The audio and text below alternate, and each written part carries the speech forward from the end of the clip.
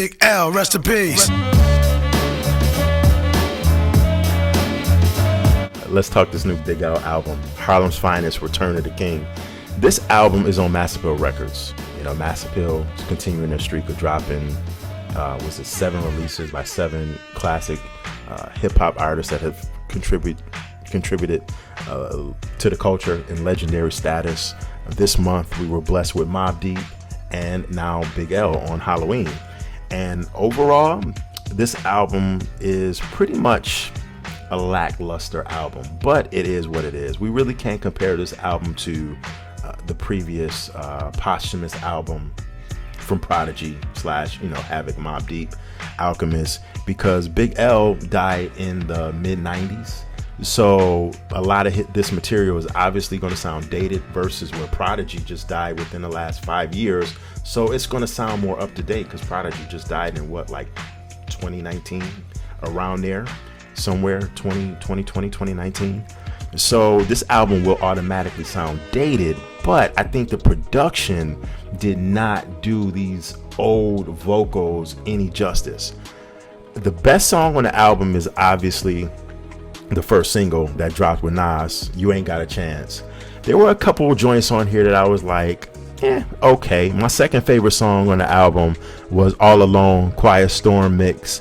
Big L rhyming about a honey on a real short verse with a little R&B hook on it or whatever. But overall, I look at this album, I guess, as like a mixed bag, a tribute album. I guess it's just a mixed bag.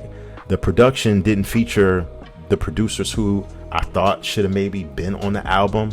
The DITC core producers like Showbiz, even though Showbiz is credited for talking on one of the songs at the beginning.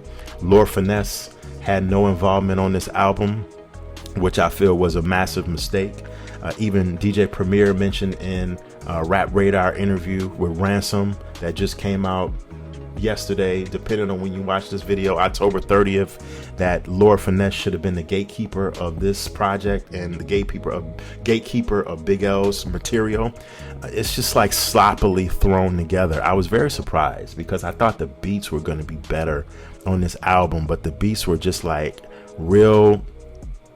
You can't complain because it's Big L, but the beats were sounding like they were from the 90s, and I guess that's the vibe that they wanted to go with.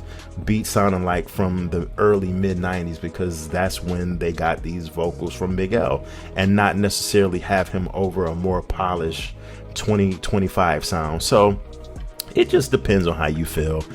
They have that classic 7-minute freestyle that featured Jay-Z. It's a little bit more freaked. They remixed it a little, so the beat is it's the same. The Milk Bone Keep It Real instrumental, but it's not really the same because it has a different drum kick to it, which I really don't like.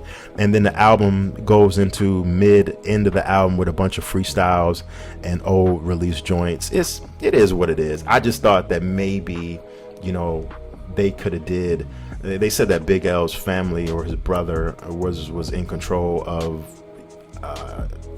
A&R'ing or being the overseer of this project.